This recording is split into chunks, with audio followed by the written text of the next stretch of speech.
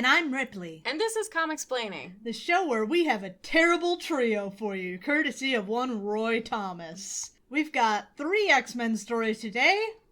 One of them is stupid fun, and the other 2 are stupid. That's exciting. War in a world of darkness. I see that. Yeah. No, these are all dumb, but we are recording late and we gotta get to it. Yes. So our first issue this week is X-Men 34 from May of 1967, written by Roy Thomas, penciled and inked by Dan Adkins, letters by Jerry Feldman. So we have a couple of new names there. When last we left the X-Men, they'd just returned from a clash with the Juggernaut, only to find the unconscious Professor X no longer there, abducted by Factor 3. We open on Hank attempting to make repairs to Cerebro. It seems the Factor 3 goons bashed it up a bit on their way out. Scott theorizes that the group must be made up of mutants, and they're trying to ensure that they aren't caught. But haven't we already established that the Factor 3 goons can thwart Cerebro if they want to? Like, weren't they doing that most of the time? Also, Cerebro can track other things if it's convenient, so... Right, no kidding. Well, they all want to help and get the professor back, but the remaining work to be done is all to do with wiring, and so Scott orders Warren and Bobby to go to bed. After all, someone needs to be well rested should they fall under attack, as they often do. Warren is fairly resistant at first, but is eventually talked into it, though a few moments later, Scott does apologize for snapping. Fair enough, they're all on edge. Unable to really help for the moment, Jean heads back to her college dorm, only for her roommate to reveal that the dread Ted has left an urgent message for her to call back. She ducks down to a payphone to ring him back, wondering what it is he could want. She wonders if he hasn't put 2 and 2 together and figured out that Jean Grey is Marvel Girl, and maybe he was concerned over the X-Men's recent fight with the Juggernaut. That's not what Ted wanted at all, however. No, we find that yet again his brother Ralph is in trouble. He's been captured, and so he needs Jean to bring the X-Men to help retrieve Ralph. It seems that she was at least right about him figuring out that she's Marvel Girl. She then dials the school, and in short order, Angel and Iceman are picking her up in their plane, while assumedly Beast and Cyclops continue their repairs. I really like the inks in this issue. Very dramatic. Mm-hmm. I like the art, honestly. I like the faces. Yeah, the shading and everything is really good, and the face shapes. Mr. Dan Adkins, well done. Mm-hmm. So the 3 of them take flight off to Robert's research, wondering just who it is that nabbed Ralph. He'd recently gotten some government contracts. Maybe something is afoot with that. Upon entry, they encounter a very distressed Ted, babbling about how Ralph was taken as prisoner to the center of the earth, and if he doesn't follow the orders of someone called Tyrannus, an apparent rumored leader ruling over an underground kingdom, Ralph will be killed. Ted then explains how Ralph's efforts to create new, stronger alloys of cobalt, so as to travel to the center of the earth, have finally paid off. He'd brought his little brother to the lab to show off the new ally when suddenly they hear gunfire. They make ready to escape with the sample, but there's just no time before this weirdo Tyrannus bursts through the door, mentions that he's going to take Ralph as a slave, and then decks Ted unconscious again. Okay. Poor Ted is just not made for consciousness. No. Well, Ted is similarly dismayed over his inability to remain conscious. But now hopefully he can still find a way to help his brother. And so Ted leads the X-Men to one of Ralph's earth borer crafts that he'd been working on, fitted with the new alloy to protect them from the heat. And hopefully then the X-Men can rescue Ralph without Tyrannus and his subjects killing Ralph. This drill is very stylish. It's cool looking, isn't it? It's got like a wing on top. Yeah, I don't know what's up with the fin. Does it help you steer? I guess. For some reason, they follow a Geiger counter away from the lab to a recently covered hole in the ground. Why a Geiger counter? I know they said that they can use the ship's instrumentation to trace power sources, but is the implication that Tyrannus has nuclear capabilities? Yeah, that seems kind of out of left field. Like, they didn't bring up anything nuclear before this, and then suddenly Geiger counter. Right, why is Tyrannus radioactive? Great questions. Well, they know where Tyrannus came to the surface from, and so it's time to head down themselves. Unfortunately, the ship has only room for 3 in the cockpit. And while he's not pleased about it, Ralph gives in and stays home on the surface. And then both Jean and Bobby start to call Warren Scott for some reason, as they begin their journey into the center of the Earth. Maybe not quite the center of the Earth. Not more than 20 miles down, they emerge into a wide-open cavern and exit the borer to take a look around and see if they can't find any trace of Ralph. Bobby wonders aloud what this place is, and he quickly gets an unfriendly answer. The answer is that they stand on the edge of Earth's mantle. The answerer explains what that means, but the what isn't as important as the who or the how. The who being the mole man, wielding a ray gun that he's all too willing to use. And the how being that it was accompanied with a death threat. Oh no, not the mole man. Yeah. Anything but that. Scary. Very scary. They at first wonder if this isn't Tyrannus, as none of them have seen him before. But Mole Man doesn't take this well, and he opens fire on the bunch. They manage to dodge it, and Angel even manages to catch him off guard from the side, tackling him to the ground. But that only causes the Mole Man to unleash his subjects on the X-Men. Even en masse, the Moloids, I think that's what they're called anyway. I don't know. They're like weird dudes in spandex undies. They usually, have like glasses or something or whatever. I don't know what their deal is, but like... I don't know. They're weird. I think they're called the Moloids, but whatever. They're not moles, though. Yeah. So I'll say that. Well, they don't stand much of a chance, and the X-Men make short work of the bunch before spotting the Mole Man attempting to make a getaway. They quickly give chase. He clearly knows what the deal is with Tyrannus, and maybe they can make him talk. And yet the Mole Man knows the lay of the land, and he manages to escape the trio after leading them to the side of a strange steaming stream.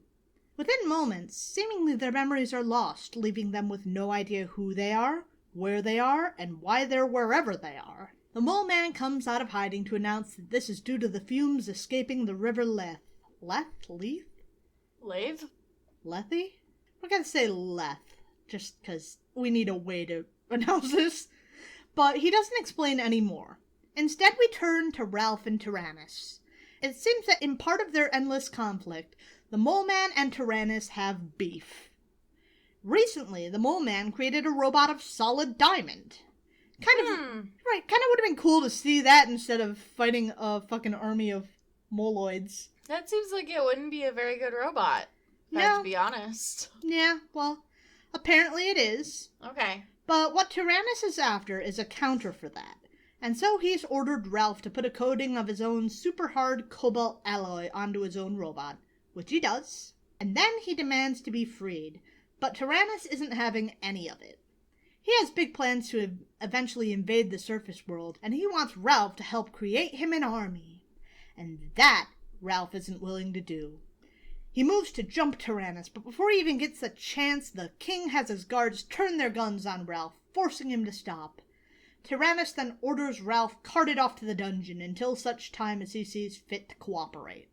A ways above, we see Beast and Cyclops having arrived on the scene. Cerebro's repairs apparently completed, they found a note explaining where Angel and Bobby had gone to, and they followed along. They have a harder descent with no borer to ride down on in style, but they're able to follow the tracks down to the cavern fairly easily. Back with the rest of the still amnesiac X-Men, we find the Mole Man demonstrating the previously mentioned diamond robot. They look on in fear and astonishment as the Mole Man mentions that, alongside he and the robot, they soon will attack Tyrannus and claim victory for the Mole Man once and for all. This robot is very sleek. It's very cool looking. It's got a very retro-futuristic look to it. And it has a sword. Which doesn't go with the retro-futurism, but it is cool. It is cool. It's not even an overly futuristic sword. No. It's a sword-ass sword. It sure the fuck is. Well, Tyrannus' name sparks a flicker of recognition in the X-Men, but the Mole Man manages to banish it by showing off the robot's might once more. Meanwhile, Scott and Hank continue to investigate. They spot the abandoned Earth borer with no sign of their friends, And after a moment, they board the craft, following the tracks outside to find just where the rest of the X-Men got off to, going right past the River Leth. Ensconced in the borer, they aren't affected by the fumes and move on oblivious. We turn to a different body of water, the apparent Fountain of Youth, which has apparently just been under New York the whole time. We found it, guys! Don't tell anyone. Mystery over. Don't tell anyone, please, God. Imagine the fucking mess. Tyrannus stands at its edges before filling a goblet with its waters, and it's bottoms up. Apparently, he cannot live if he goes a day without drinking from its waters. We also learn that he was apparently banished from the surface. We don't know how long ago or even how old he is, but this is the information we do have. So, after supping from the waters of the Fountain of Youth, he returns to his throne room, where one of his lackeys lets him know that the Mole Man's diamond robot is back on its shit, attacking his castle yet again. The diamond robot has a shield now, too. Awesome. Well, it only seems fitting if he has a sword, right? Yeah, I mean, it is interesting that the Mole Man built this giant robot out of diamond and then was like, what's the best way that this dude can attack people? I know, sword and board. Sword and board, I like it. He then fetches Ralph to set the Cobalt robot against the Diamond robot. Robot fight! The Mole Man and the Amnesiac X-Men watch the robots fight, confident that the Diamond robot cannot be beat, but quickly just that comes to pass, and as the Diamond robot topples to the cavern floor, the Mole Man issues his X-Men forth to fight instead. Though they don't remember who they are, or much of their past, it seems their memories of their training and abilities are just fine. They start to fight it, and by they, I mostly mean Warren. Like, really, he just tells them to stay back. He's like, stay back, guys. I got this. With my power of having wings. Hell yeah. And he does, though. He does, in fact. He scoops up a handful of mud from the ground of the cavern and blinds the robot, which then stumbles into a lava pit and explodes. Incredible. So the whole robot war thing was really a bust all around. Well, Tyrannus is puzzled as to how that destroyed his robot so quickly before realizing that Ralph sabotaged his robot. He had the decency of coming to this conclusion aloud, though, so Ralph at least has the opportunity to attack Tyrannus first. That's what you get for doing villainous monologues. That's what you get! And he does deck him pretty good, but Tyrannus has lackeys, and they quickly restrain Ralph. The king prepares to execute the captive scientist when the Amnesiac X-Men arrive on the scene to capture Tyrannus. Together they immobilize both the lackeys and Tyrannus. Victory for the Mole Man! Tyrannus's minions also look incredibly similar to the Mole Man's minions. But they're orange instead of, like, pale yellow. Yeah. Don't know what's up with that. Dunno. Now, apparently after sending the X-Men to capture Tyrannus, the Mole Man just went home. And following the tracks of their friends, Cyclops and Beast have arrived exactly there, at the Mole Man's home. Quickly the pair of them manage to subdue the Moloids and take the Mole Man prisoner with a judo chop to the neck. They then take off with the Mole Man in tow in the borer after he tells them just what's been going on. He actually tries to convince them that I'm not such a bad guy, which probably would have gone better if he hadn't just earlier been talking about his X-Men slaves. Yeah. And also, interestingly enough, the Fantastic Four showed them their files on the Mole Man. Don't know why they did that, but okay, I guess. I don't know when they did that. Yeah. Well, they enter Tyrannus' stronghold and are almost immediately rushed by Angel. Of course. That's what he does. That's like his one move. Mm-hmm. Well, Cyclops manages to knock Angel's feet out from under him because he was running instead of flying. Before spraying him with some sort of antidote to the fumes of the River Leth. He begins to come to his senses, and they quickly sort out the other X-Men as well. Having defeated both of the combatants in this underground war, the X-Men finally bring peace to the underground by leaving both Tyrannus and the Mole Man stumbling along the banks of the River Leth, overcome with amnesia. And then they head for the surface. Nice. Kind of fucked up, but... Kind of. Especially for Tyrannus, who will die if he doesn't know who he is. Right. Great point. And thus marks Ted and Ralph's unceremonious exit from X-Men comics. They make a few assorted appearances each in other comics, but we won't see them again. They're just gone. Cool. Kind of seems a little unceremonious after all the build-up. A little bit, yeah. Well, next we move along to the X-Men 35 from June of 1967. Written by Roy Thomas, penciled by Werner Roth, inked by Dan Adkins, and lettered by Jerry Feldman. As you can see, we have a new friend for this issue. Though he's not looking too friendly on the cover. It's Spider-Man! I'm just concerned about his legs. Yeah, they're real fucked up. Mm-hmm. And his hips and his lack of one ass cheek. There's a Yeah. lot going on here, and none of it's Just good. a lot happening. Scott's funky robot dance moves. He looks like he's trying to do the limbo, or he's about to fall over. Yeah. The perspective of everything just feels kind of really wonky on Yeah, this. for sure. We open the issue, however, with a full page of Banshee screaming. Holy shit, he's back. He did just kind of, not show up again, I guess. I was gonna say he left, but really he just didn't. Disappeared. He just wasn't there anymore. Well, he's here, fucked up face and all, Mm. as he soars through the skies of Europe, searching for Factor 3. He's wearing that headband that was mind controlling him. Yeah, I know. Maybe he wore a headband before Factor 3 installed an evil mind control device in it, and he's not gonna let them put a hink in his style. Maybe. Maybe that's how they got the mind control headband on him, is They tricked him. they switched his normal one out for one with mind control juices. That's the only thing that makes sense. Yeah, obviously. Well, who knows? Finally he finds what he's been searching for all of this time. Some sort of ultrasonic probing that he's been doing reveals that one of the mountains is entirely hollowed out. As he notices this, a door in the side of the mountain opens up, and Banshee draws nearer to investigate. Instead, he sees a mechanical spider, giving up a low hum. He draws nearer still, and then from the robot's eye stalk comes a paralyzing ray. He manages to blunt the attack with sonic waves of his own, but it still affects him somewhat.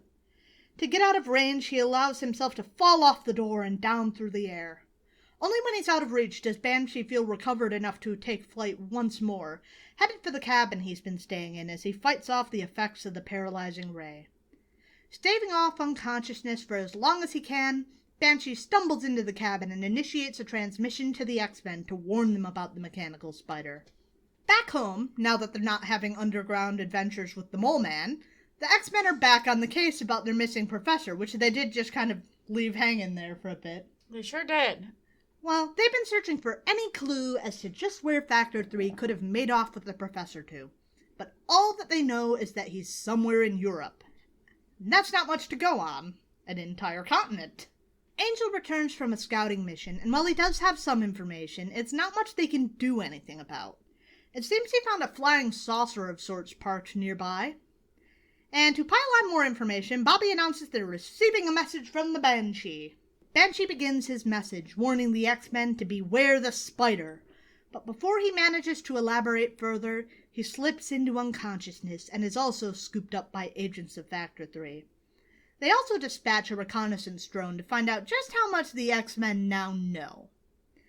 Now, by the cover and Banshee's message, I think you get an idea where this issue is going.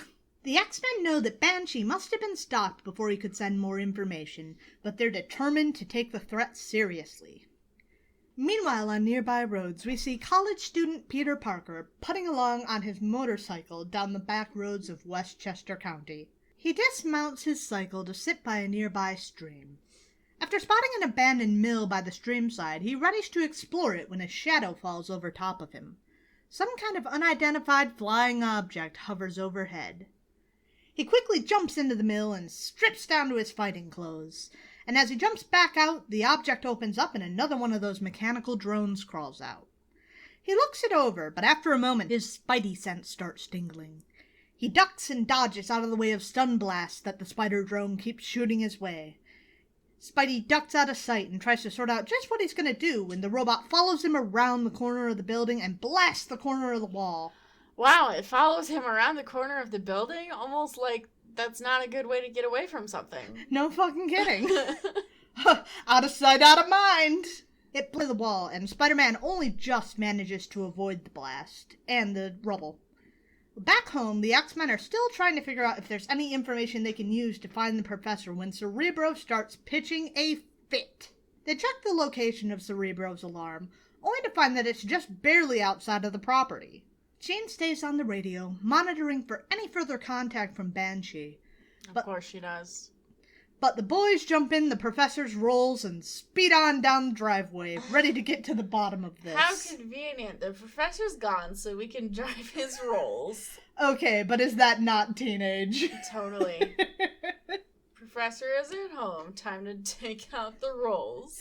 Surprised that they haven't thrown a house party. Take them out of the oven. The rolls. Sorry, that delivery was off. Continue. The spider bot's eye looks like a vacuum cleaner. But also an eye. It looks like an eye in a vacuum cleaner. But also like lips. Kind of, yeah. I don't like it. It's really bad, honestly. I'm not a fan of it. Well, back at the mills, Spidey has managed to lure the drone into the building.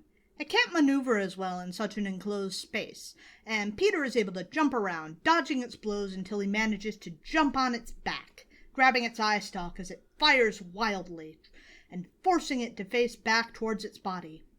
The drone explodes, leaving only Spider-Man unconscious in the mill. He starts to recover, but just as he does, the boys pull up on the scene.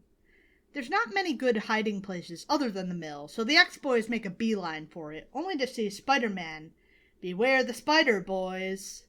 Cyclops warns them to hold off until they know what's up, but the others aren't having it. They're gonna punch first and ask questions later. Spidey, aggravated by the welcoming party, is more than happy to fight on back. It's not even what the webs look like. No, squiggles. It's so bad. I don't know what's up with that. The way they drew Spider-Man's webbing is on his hands in particular. Yeah, just swirls. It swirls, and it's like, that's not how it has ever anything been. No, not at all. It's awful. It is very bad. Angel, impetuous as ever, flies in before anyone can do anything, so he's the first one to get clobbered.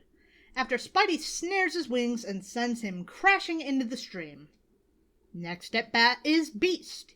He climbs up the wall after Spidey, not willing to indulge any of the webbed menace's calls for an explanation. Still, after an attack fails to land, he stands in one of the mill's windows, pondering if maybe they didn't act too fast. You think? You're supposed to be the smart one. No kidding. He hasn't attacked them directly until this exact moment. Yeah. After all, Spider-Man hasn't directly attacked them, he says, as the ill-tempered Spider-Man does indeed attack him. Yeah. Knocking him back out of the mill and to the ground. Warren is only just dragging himself out of the stream, just in time for Hank to come plummeting his way. He catches his friend just before he hits the ground. Spider-Man watches this from the roof, seemingly unaware that Iceman is sliding up behind him on one of his ice slides, which I guess it's never been expressed that it did, but I always just assumed that that would make noise. I would assume so, like tinkly noises, like ice. I think like scrapey noises, right? Maybe. And I think it's also worth noting that he has like a jousting pole, as if he's planning on stealthily knocking him off the roof. Yeah. Very interesting plan, Bobbert.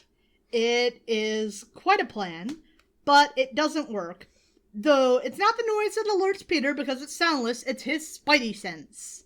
Iceman does manage to dislodge our webbed friend from the roof momentarily, but that doesn't last long, see the whole webs thing. Yeah, because he's Spider-Man. Right. Down on the ground, Cyclops is trying to figure out just how to deal with this guy without whipping out the optic blasts and seriously hurting him. He calls for him to stop, but we don't get to see if Spider-Man listens just yet. Scott's nose is really small in this panel. It is teeny tiny, what the fuck? It's like abnormally small. It really, truly is. Really is. Instead, we turn back to the mansion where Jean sits reviewing the professor's files, looking for anything useful. And indeed, she does find something. In one of his notes, Charles mentions that he installed some kind of crystal in Banshee's headband, just in case they needed to contact him, and then they could use Cerebro for that. And that's just what she does. But so far no luck, as Banshee still lies unconscious. You'd think that at this point Banshee would be pretty against people putting things in his headband. Right, particularly for mentally fucking with him. Right? But apparently no, he's decided that Professor X is a solid dude and he's allowed to do that. I guess. Or he just didn't know. Back at the mill, the boys gather together on the ground as Spidey crouches on the roof. He momentarily accepts Cyclops' plea to stop, at least for a few seconds. Psyche demands to know just what he's got to do with Factor 3, but Spider-Man doesn't know what the hell they're talking about and says as much. Apparently that's not an acceptable answer. Wow. At least not until they can be sure he's on the level. They're gonna bring him in and interrogate him. Or try anyway. That's been going very well so far. That's not, like, how you deal with people. No. Scott? It's Scott. That's true. That's very true. Social skills of a brick wall. Yeah. Love this boy. But, yeah, no. Well, Hank creeps into the mill as the rest surround Spider-Man. Spider-Man also readies himself to duck out of this through the mill and assumedly eventually change his clothes and come back for his motorcycle. But that doesn't go quite to plan. The Spidey sense doesn't come to the rescue this time. Beast jumps out at him, managing to snare him around the waist, though Peter shakes him off without too much trouble. Next up, Iceman, who ices up Petey's Feeties mid-swing. Petey's Feeties. Okay. But Spidey knocks him flat with his own ice, breaking it in the process. In comes Angel through the window, ready to take another crack at the web-slinger, but he's warned off by Cyclops, who is finally ready to take a shot. Angel stops just short of the very blast Psyche uses to snip Spider-Man's web line mid-swing. Out of control, old Spidey flies out a nearby window where he lands in the stream. The X-Men are ready to follow when Cyclops gets a message on his signal watch. Jean conveys the message that Cerebro is no longer registering an evil mutant in the area. Indeed, it stopped setting off alarms just after they left. So, is the implication that Cerebro decided the robot was an evil mutant? Apparently. Well, Spider robots are people. spider robots are people too. An angry Spider-Man stomps out of the stream, thoroughly aggravated and soaking wet. I just like the absolute list of assumptions that they made going into this. They're too riled up to think straight, that's for sure. But the like, professor God isn't damn. there. They're all sharing one brain cell, and Scott has it most of the time. Yeah, they're sharing one brain cell. Scott has it most of the time, and Scott has the social skills of a brick wall. Yeah. And he's like, the best way to deal with this fellow superhero is to forcibly interrogate him. Absolute brilliant. Brilliant. Fantastic. Thank you, Scott. It's very helpful. Well, finally, these clowns all start talking. Hank acknowledges that, yeah, you might not have been the Spider-Menace we were looking for. And Spider-Man's like, Spider-Menace? Oh, yeah, no, there's this spider robot and I beat it up. Well, Peter isn't much in the mood to accept apologies, and so they go their separate ways, with the X-Men heading back for home, and Peter putting on back towards the city. Back at the school, Jean has managed to ascertain Banshee's location, and as soon as they arrive, she fills them in. The group reason that if they're holding Banshee, it's probably the same place they're holding Professor X. It's not going to be an easy journey, but it's one they have to take. Next-ish, Meccano. Meccano is bad. Meccano. I don't know how to pronounce it. I'd say Meccano. Meccano. You say tomato. I say tomato. I say Meccano. I say Meccano. Last and most definitely least for this episode, we have X-Men 36 from July of 1967, written by Roy Thomas, pencils by Ross Andrew, inks by George Rousseau, and letters by Sam Rosen. We open on Beast putting his feeties in someone's face. Ew! That someone being one of a pair of burglars that decided to break into the X-Mansion. Bad luck, bud. He jumps from one thug to the other and gets a bag in the face for his trouble. It's funny to note that during all of this, the rest of the X-Men are just hanging out in the other room. Oh my god. Hank had dibs. They're trying to figure out just what to do with the information of the professor's assumed location. Meanwhile, thug number 1 has gotten off the floor looking to give him the chair, while the Beast is dealing with his pal. Back with the rest, they discuss that Factor 3 is headquartered somewhere in the Alps. Bobby voices that he heard a crash from the other room. He's getting a little worried about Hank, but even though the others also heard the crashing noise, they're like, no, I'm sure it's fine. He'll let us know if he's in trouble. I love this, actually. I feel like a crashing sound is a pretty good indicator that he's in trouble. What if the crashing sound was Hank? But no, back to business. How do we get to Europe? Meanwhile, Beast throws Thug 1, unappreciative over having been given the chair. But Thug 2 isn't out of it yet, and he tackles old Beastie from behind. Little does he know he's not enough to throw our acrobatic friend for a loop. And it ends with Thug 2 thrown into Thug 1. Game, set, match. This is like switching between C-SPAN and the WWE. I love that. Except if both of those things were taking place in the same building. I love the idea of this person just watching TV and like, well, I want to follow what's going on C-SPAN, but I don't want to miss WrestleMania! Hell yeah. So he just flicks back and forth. Yeah. Keep up with both. Well, Beast carries the crooks in to the rest of the X-Men, one under each arm. They're still fairly unfazed by the idea that someone broke into their house, but I guess that's fairly common occurrence by this point. The group strap the criminals to some kind of device with helmets attached to Cerebro and plant a post-hypnotic suggestion that they forget anything they know about the X-Men and take themselves to the nearest police station to turn themselves in. We sure are learning from Chuck, aren't we, kids? Turn themselves in for what? Who says this isn't their first robbery? Crimes! What if they haven't done any crimes? Maybe they'll say we broke into this house and decided we felt bad about it. Maybe. They did commit at least one crime. That's true. The obvious choice is to have the local trust fund kid call up his parents asking for some money to fly to Europe. Unfortunately, it seems that Mr. and Mrs. Worthington just left for a cruise. So much for that idea. Next step, how about the plane? Nope, out of gas. Oh my god. It's just a group of teenagers trying to go out and do something, but none of them have any money. It is. See, this is really stupid, but there are bits of it that I love. We've been there, you know? Trying to figure out, just a group of teenagers trying to figure out how to do shit. I want to go see a movie. How much does a movie cost? I don't know. I think I have $7 worth of loose change in the floorboards of my car. Do you think any of us can pass for under 10? Or get a senior discount? Maybe we pull the old 2 people in a tall trench coat.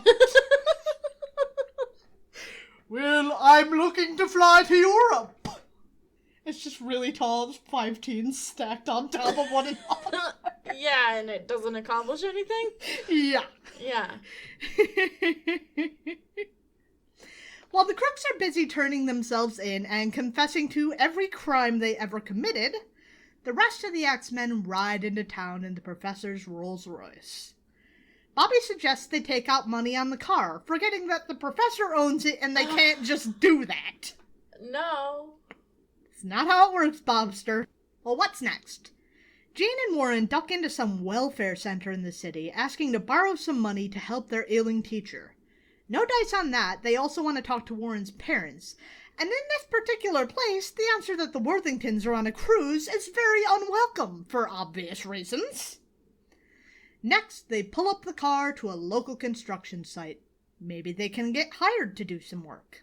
Hank and Bobby take off for Greenwich Village, looking to make some money in their own way, while Scott, Warren, and Jean change into costume to try to get a job on the site. The foreman is intrigued by the idea, but first he wants to make sure they're up to snuff, and the kids put on a demonstration. Marvel Girl levitates girders in place while Angel carries Cyclops up on his shoulders to the level of the girders. Once there, Roy forgets that Scott's eyes are not lasers. They're not heat beams. And Scott somehow spot welds the girders into place until the workers can get up there to permanently rivet them. The foreman is sufficiently impressed by their quick work, and he's willing to bring them on just as soon as they show him their union cards. What's that? You mean they aren't part of the union? No dice. In a few days, he might be able to make something happen, but not right now. Dejected, the kids head back for the car, only to find that there is no car. No, it turns out they parked in front of a fire hydrant. The fire hydrant bears a sticker claiming that New York is a fun city. Oh my god. I'm doubting the X-Men are agreeing at this exact moment. Oh my god. This is a lot. It's a comedy of errors. This is reminding me of, this is not a reference you're going to get, but the beginning of Kingdom Hearts 2. Yes, it's just like that. It is, though! You don't even know! I don't, I'm sorry. How is it like it? The beginning of Kingdom Hearts 2, you play as this character who is not the main character of the series, and he's just like a teenager on summer vacation in the city, and he and his friends basically spend a fucking stupid amount of time trying to get money so that they can ride the train to go to the beach. And it's exactly like this. Oh my god. See, I was just gonna say, this is like a fucking sitcom more than a fucking comic book issue. Yeah, kind of. But I like your example. You know, I do think I remember something like that. I had a roommate years ago who was very into Kingdom Hearts, and that's part of the reason why I've never indulged in it, because I used to play it on the damn TV all the time, and I just got annoyed with it. I mean, that's fair, but you know... I know you love it. I love Kingdom Hearts. I'm not judging you for it. Yeah. Well, a nearby bystander explains that the rolls got towed, but upon hearing where they're headed, he finds that they have a destination in common and offers to give them a lift. Nice of him. They pile into this guy, Tom Regal, his VW bug, and on the way, he starts acting highly sus. I wouldn't just accept rides from random men in the middle of the city, personally. They can defend themselves pretty well, I think. That's true, they're all... very capable. I was gonna say they're all cishet men, but they clearly are not, so never mind. Finding out things I did not know about Jean Grey today. Oh yeah, Jean is there. I forgot. It's been like they usually just leave her behind because she's the girl. Well, yeah, that's usually a good assumption to go on, but nope. Yeah, she's there. Well, Tom is acting very sus. He's very bitter about his rich parents not doling him out enough money. And when Jean asks what's in the heavy box in his backseat, he snaps, "Keep your hands off it! It contains a very valuable science project I'm working on. When it's finished, I'll show them what I can do. I'll show everybody." Uh-huh. I feel like y'all should just arrest this guy, take this guy to the cops. Literally talking like a supervillain. Right now. Or, like, at least follow him. He's up to some dodgy shit. Clearly. Meanwhile, in Washington Square Park, Iceman and Beast are putting on a show, effectively busking for money. Scott, Warren, and Jean exit the car at the park where they see the boys putting on their show. What they don't see is Tom parking his car and dipping away suspiciously. But the trio are considering joining their friends before they see some very unhappy cops just looking for a reason to give Iceman and Beast trouble. Why are these people standing around with signs? Is this in the middle of a protest or something? Maybe there was a protest going on. They're like, hey, this is a bunch of people. Right? They'll pay us money. And they gather around and watch, so like maybe they will. They do seem pretty into it. They do. Oh, fuck this protest. This shit's cool. We'll be back to that later. I wanna watch this. This guy's fucking juggling up in the air? That's sick. Awesome. This is the best protest I've ever been to. Social justice can wait. Oh, it's the 70s, so they're probably like... No, it's the 60s. It's the 60s? Yeah. Well, it's probably like an anti-war protest, right? Probably, yeah. That seems reasonable to assume. Bunch of dang dirty kids. Dang dirty hippie kids. Mm-hmm. Suddenly, from up above, a voice calls out to the crowd over a megaphone. A costumed figure stands atop the arch in the park, introducing himself as Meccano, and his intentions to demolish the college library adjoining the park. He names Iceman and Beast as accomplices, claiming they drew the crowd here to witness his supervillain debut. That's, some pretty good on-the-spot improvising. He does this so as to keep the cops busy with the X-Men so they can't bother him. And the cops are all too happy to oblige. Instead of dealing with the guy who said he's going to destroy the library, they're like, nah, we're mad at these guys, we've been mad at these guys, we're gonna get them first. Cops. Yeah. So the boys head to the ground to make a break for it, and the cops pounce. Beast gets away, but they manage to snare Iceman's wrist in handcuffs before cuffing him to a nearby railing so they can go deal with Meccano. They cuff both his hands. They do. That's a lot. Now you have no handcuffs to deal with Meccano. What do you plan on doing when you get there? It's a lot. It is indeed a lot. Well, Bobby has tuckered out enough from his demonstration that he can't manage to bust out. Beast gives chase to Meccano, calling him out on his announcement of their being in cahoots. And for his trouble, he only gets a punch in the chest, knocking the wind right out of him.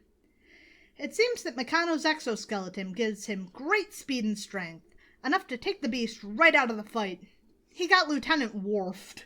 It looks like he's just got, like, juiced up servos on all of his joints. I think that's pretty much what he does have. He just has braces. Yeah. And power. Yeah, it, like, pretty much just propels his limbs, I guess. Yeah, it seems like it. And with that, Meccano finishes his journey to the library. He sets to work destroying the library as Cyclops and Angel look on. They wonder just what Meccano's deal is with the library before deciding that, yeah, they have to sort this out. But what's this? The cops being a pain in the ass again? You betcha! They come up right behind the boys, guns drawn, ready to take them into custody. Before the officers get the chance, though, their guns are yanked out of their hands to float in the air before they too start floating. Marvel Girl to the rescue!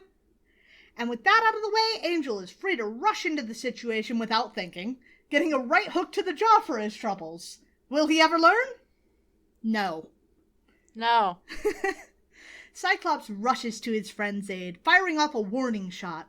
But apparently he should have skipped the warning, because the chance just gives Meccano the opportunity to throw a bookshelf at Scott before dashing up the stairs to the library's AV center. Warren helps Scott out from the pile of books and shelves, and the pair dash up after the newbie supervillain. The boys, too, enter the AV center and see Meccano making a real wreck of the place, throwing machinery around like it's nothing.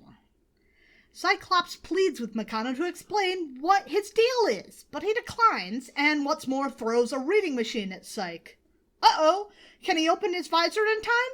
In fact, he can, and he does something quite literally incredible with it, using his optic blast to somehow harmlessly lower the expensive machine to the ground. We're taking a lot of liberties with Scott's powers in this issue. Yeah, they're back to being punching, but gentle punching. Earlier when he fired his warning shot at Meccano, it made fire. Right. He welded, he caused fire. Maybe it's just the sheer friction of getting punched that hard made welds. Any physicists out there, please tell us how hard you would have to punch something to weld steel. Jet fuel can't melt steel beams. But Cyclops can. Yeah, apparently. Just reminds me of that meme of how hard do you have to slap a I was literally thinking that. I was literally thinking that as I was saying it. Oh, God, I love it. Uh-oh. Warren sees his friend is distracted, and that means he can't tell him not to rush in this time. Oh my god. And rush in he does. And this time, it works out great. JK, no, that's not what happens. He gets taken hostage. He just never fucking learns. Oh my god, Warren. Beast, too, arrives on the scene, earning him a hearty helping of friend to the face as Meccano chucks Angel at his friends. They're stunned, but not too stunned to give chase. Beast follows right on his tail, all the way to the window, but Meccano escapes once more, giving a mighty leap to the rooftop of a neighboring building. He makes it, but only barely. He grabs onto the ledge with only his fingertips, but the might of the exoskeleton proves to be his undoing, as the strength of the grab causes the stone of the ledge to crack. He is falling. Luckily for him, the X-Men are there. Marvel Girl catches him telekinetically, holding him in the air until the rest of the X-Men arrive to back her up. Only then does she let him down to the ground. One of the onlookers, a new arrival during the fight, approaches the group, looking to get to the bottom of it. But so too are the cops, and they're none too pleased about any of this. Still, it turns out the new arrival was the man that paid for construction of the new library, and he wants to hear it out before deciding if charges get pressed against anyone. He asks Meccano to unmask, and Meccano obliges, revealing that the attacker is his own son, Tom Riegel. And Tom did this because everyone in the city got his dad's attention and money, but not his own son. He was worked up about it and just wanted some of Dad's attention. So Spoiled rich kids be doing some shit. They sure do. He decided to destroy an entire library because daddy issues. Jesus Christ. Sure, and what's worse, Mr. Regal seems to buy this as a valid reason. Sure, that sounds like a good excuse. Yeah, I'm sorry, son, let's go see a baseball game. Oh my god. He declines to press charges, and pays the X-Men a reward for saving the library. Just enough for a flight to Europe. The Regals depart for the research center Tom stole the exoskeleton from, and the X-Men head to the airport, unaware that even as they board in their civilian guises, they are being observed by Factor 3. The end. Okay. Those were some doozies. So what would you rate those doozies? X-Men 34, The War Underground. 1 out of 5. Same. That's a bad one. Yeah. Was not very compelling. It's one of my top list of, least favorite early X-Men issues. Mm. That's, the X-Men fight Frankenstein, which we haven't gotten to yet. I won't give away the spoiler, but it's bad. The Locust, Meccano, and the Mole Man. Mm-hmm. So we got a couple of doozies this time. What about 35, Spider-Man? That one was a little better. I'll give it a 2. That's exactly where I've stood too. Mm-hmm. There's some dumb fun, but there's way too much stupid misunderstanding fight. Yeah. And it's just will literally any of you fucking talk? Yeah. Even if the X-Men won't be reasonable, what about you, Peter? Completely ridiculous. Over the top. What about good old Meccano? Mitch Meccano. 1 out of 5. Mm-hmm. Yep. If this was a comedy series, this might fly, but the fucking tonal dissonance to anything else going on. Yeah. The professor is in grave danger in Europe. Let's have a series of wacky misadventures where we try to fundraise. Oh my god. Yeah. And the fucking shit with the welfare office is cringy.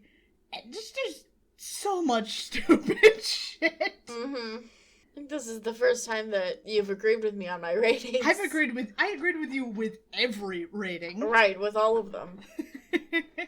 1 to 1. Mm-hmm. Well, we'd like to hear what any of you think about any of this. I know that we do these aloud so you don't always read them, but if anybody reads them, please God tell me what you think about these. Also, hey, join our Discord. If you want to join our Discord, you can sit there and discuss how you would fundraise money for a flight to Europe.